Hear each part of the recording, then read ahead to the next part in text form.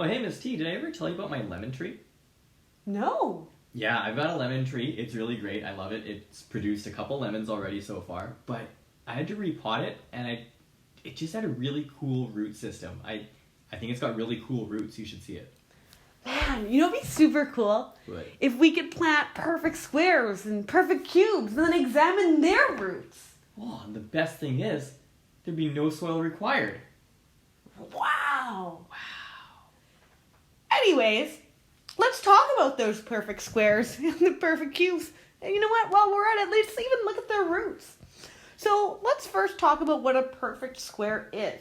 So remember that a perfect square is some sort of whole number that can be expressed as the product from multiplying some other whole number by itself. So example, if we take a whole number, let's say it's 5, and we multiply by itself, or square it, then we get 25, which would be the perfect square. In the same way, we could also recognize perfect cubes by taking any whole number and taking it to the power of 3, or multiplying by itself twice. So, for example, if we, again, took that whole number of 5 and took it to the power of 3, or said 5 times 5 times 5, we could identify 125 as a perfect cube. From the last lesson, we now know that taking the square root of a number is like giving that number as a base a power of 1/2. And if we take a cube root, that's like applying an exponent of 1/3. If we use the power laws, we can even apply this to fully factored values. So we take a prime factorization, which is a product, and then we can use our power of a product rule to apply that exponent to each of the factors. And then based on that, state whether the value is a perfect square or a perfect cube. Or it could be both, or it might be neither of them. Okay, so we're going to take a look at this example. And what we're going to do is we're going to look at 6 to the power of 2, and we want to try and take the square root of it and see what happens. Will the result be rational? Is it going to be a whole number? Let's try and figure that out and then defend our answer. So our first step here, which we're trying to do, is say 6 squared. What if we took the square root of that? Well, we can represent that as a number to some sort of exponent. So I have 6 to the power of 2, and because of my my radical, or my square root, I could raise it to a power of 1/2. Now, we know from the last unit that we could just represent that automatically as 6 to the power of 2 over 2. So that's pretty nice. Well, 2 over 2, that just kind of seems silly to leave it as that. 2 over 2 reduces to 1, 6 to the power of 1. And again, it kind of just seems silly to write to the power of 1 because that's just the same as 6. So if we took the square root of 6 to the power of 2, we do end up with some sort of rational square root. So let's defend our answer, because what we did is we just tried to figure that out. So it says, would the square root of 6 squared be rational? So let's answer that. Yes. Yes, it is. So yes, the square root of 6 squared is rational, as the number itself, 6, or it, is an integer with a whole number exponent. And that whole number exponent is 1. So even though we didn't write that in our final answer, we know that the secret 1 exists, and it's a whole number. In the same way, we can see what happens if we take the square root of 8 to the power of 6. Whoa! We don't actually have to evaluate it, but we're going to see if the result's going to be rational or not. And we'll do that the exact same way. We're going to attempt to take the square root of 8 to the power of 6. And again, from the previous lesson, we can rewrite this using a rational exponent and say that that's 8 to the power of 6 over 2. 6 over 2 reduces quite nicely. That's 8 to the power of 3. And we can say that, yes, the square root of 8 to the power of 6 is rational because it is an integer with a whole number exponent. Integer right there with a whole number exponent right there. So if what is the word? Exponent wasn't a whole number, say for example it was, I don't know, a half. 8 to the power of a half, this would not be a rational number, right? So the key thing is it is a rational root only if that exponent itself ends up being a whole number. Let's take a look at this next one. What if we attempt to take the square root of, I'm going to keep this in this color for consistency, 5 cubed times 7 squared? Well, we would take the square root of 5 cubed times 7 squared. And what we've learned in the previous unit is that's just really equivalent as the square root of 5 cubed times the square root of 7 squared. Right? We can split that up pretty nicely. And what we learned in 5.1 is that we could represent these guys, these radicals, as powers with a rational exponent. So taking a look at that, I could just say, well, that's 5 to the power of 3 halves times 7 to the power of 2 halves. Well, 5 to the power of 3 halves. 3 halves doesn't reduce. I mean, I could write it as a mixed fraction, but that's actually not going to really help me much. 7 to the power of 2 halves was just the same as 7 to the power of 1. Now, let's take a look. This would be our final simplified answer here, because I can't simplify that fraction anymore. This exponent is a whole number, right? Because that exponent is really just 1. We just don't write it there. But this exponent, that is not a whole number. So this square root is not going to be rational because of this exponent. The exponent, like we said before, has to be a whole number in order for the root to be rational. So is this result rational? No. The square root of 5 cubed times 7 squared is not rational, or you could say irrational. Irrational. As it is an integer, that's not how you spell integer, it starts with an I.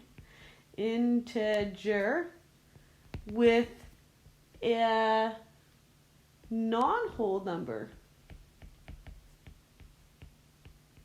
or fractional exponent. And that's specifically referencing the 5 as an integer with the non-whole exponent.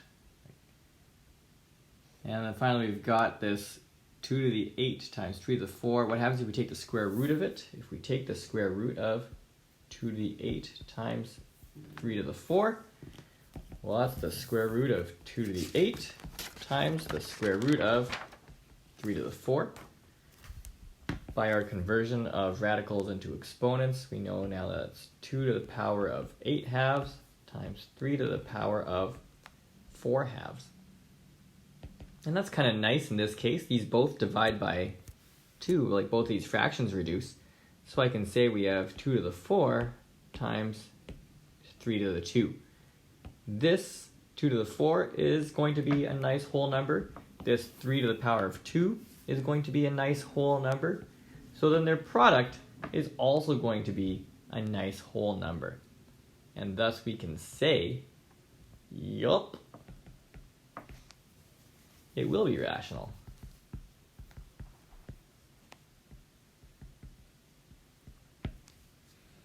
As the result is a product of result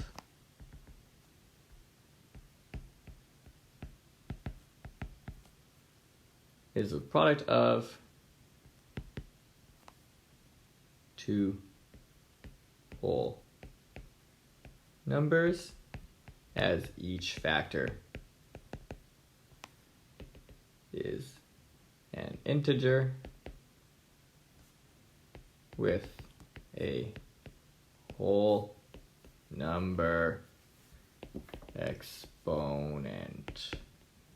Whew, that was a mouthful. All right, let's take a look at all of these past examples here. What we noticed is that 6 squared was rational. 8 to the power of 6 was rational. 7 squared was rational. 5 cubed was not. 2 to the power of 8 was rational. 3 to the power of 4 was rational, or all their roots were rational. What do all of these have in common? Well, when we're looking at the square roots, all of these exponents that we began with were divisible by 2. Whereas this one that was not a rational root had an exponent that was not divisible by 2.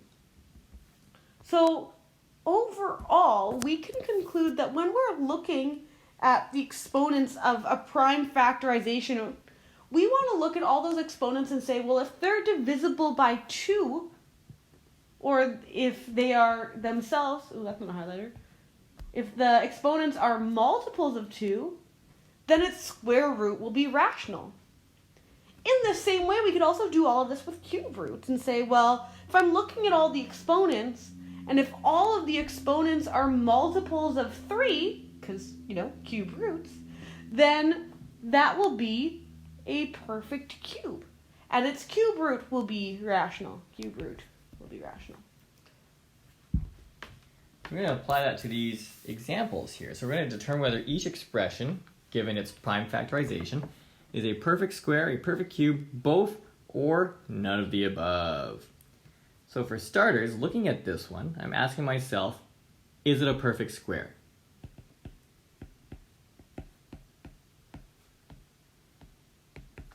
And for that, I'm going to take a look at the exponents, not the bases, but just the exponents, and ask, are they both multiples of 2?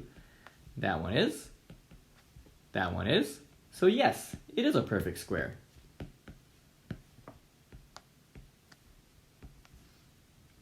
Then I ask myself, is it a perfect cube? And I'm going to start by asking, is this a multiple of 3? Whoa, no, it's not. In that case, it can't be a perfect cube. It's only a perfect square. Go ahead, try the other 5 here. Well, you've paused. I look at this one. I can ask myself first, is it a perfect square? Well, this first exponent is even, so it'll be able to be divided by 2, so that's good. The second exponent is not. So that's kind of the chink in the armor there. So we can say it is not. It is not a perfect square. Is it a perfect cube?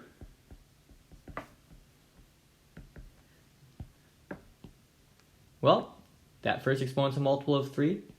This second exponent's a multiple of 3. Since all the exponents are multiples of 3, I can say that this is a perfect cube. I'm going to go a little bit quicker for this last one. Vroomf. Looking at the exponents, because they're not all even, I can say this isn't a perfect square. And they also aren't all multiples of 3, so it can't be a perfect cube either. So this is neither a perfect cube nor a perfect square. All right, taking a look at the next 3 examples. If you haven't paused yet, I believe that this now would be a good time. So we're going to see first, is it a perfect square? Well, this is divisible by 2, nice. This is not, and that is not. As long as we have one that isn't, this cannot be classified as a perfect square. What about perfect cube? Divisible by 3, divisible by 3, divisible by 3. All of my exponents are multiples of 3. Ooh, baby, this is a perfect cube. Next here, keep in mind that this exponent, when you don't see one, it's really just a 1, right? Sometimes that throws people. And goes, oh, well, it's just 0, and 0's even. Don't listen to those people. It's not 0, it's 1, and 1 is not even. So if I'm looking at a perfect square, well, I just said 1 wasn't even, and this was the exponent here, so it is not a perfect square. What about perfect cube? The 6 works, kind of like that 6 worked for the perfect squared, but this 1 is not a multiple of 3, nor is it divisible by 3. So this is neither a perfect square or a perfect cube. Last but not least, this one. I noticed that my exponents 12 and 6 are both divisible by 2. They're both multiples of 2, so hey-o, they're perfect. How are they perfect? Well, they're perfect squares. And 12 and 6 are also multiples of 3, or divisible by 3. So they're also considered to be a perfect cube. So this is both a perfect square and a perfect cube. In fact, this would actually also be a perfect 6th. You know, since we're talking about things that are perfect, because look at my exponents. These are both divisible by 6, so I could say, I know the question doesn't ask it, but I could also say this is a perfect 6th, because my exponents are divisible by 6. Neat! I wonder if all numbers that are both perfect squares and perfect cubes are also perfect sixths, but I guess we'll never know. In this next example, we're going to go a little bit further. So we'll still establish if it's a perfect square or a perfect cube, but we'll also state its root, state its equivalent root or appropriate root if that's the case. So for perfect squares, we'll state the square root, perfect cube, state the cube root. Before we start, why don't you try all of these 4 examples and state just if they're perfect squares, perfect cubes, or both? Yeah, why don't you? Well, I'm hoping you paused and came back. Looking at this one, these exponents are both divisible by 2. They are not both divisible by 3 because of this 4 over here. So it's not a perfect cube, but we can say that it is a perfect square. What is its square root? Let's write it out. The square root of 2 to the 6 times 5 to the 4 is, and our shortcut now, as we've established, is to just divide all the exponents by 2 for a square root. So that's 2 to the power of 3 times 5 to the power of 2. Dividing those exponents by 2 because a square root is the power of 1/2. Over here, is it a perfect square? This looks even. That looks even. That does not. So 3 is not even. That's not a perfect square. That's a multiple of 3, multiple of 3, multiple of 3, jackpot. This thing is a perfect cube. And if we want to get its cube root, then we're going to have to divide all the exponents by 3. So we'll still have a 2 involved, we'll still have a 3 involved, and we'll still have a 5 involved, but those exponents are getting divided by 3. So 2 to the 12 becomes 2 to the power of 4. 3 cubed becomes 3 to the power of 1, which we don't want to write in our final answer. And 5 to the 6, the cube root of that is 5 squared. Notice that Mr. Arthide, once he realized that this was an exponent of 1 and didn't write it, he had to indicate some sort of multiplication.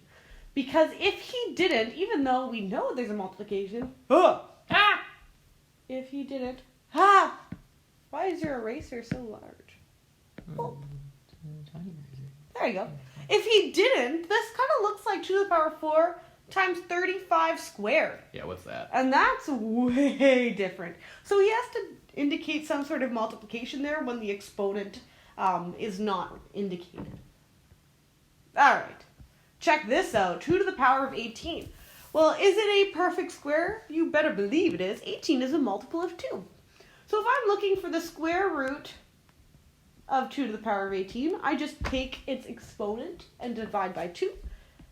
18 divided by 2 is 9. So I get 2 to the power of 9. Oh, I should also write perfect square, shouldn't I?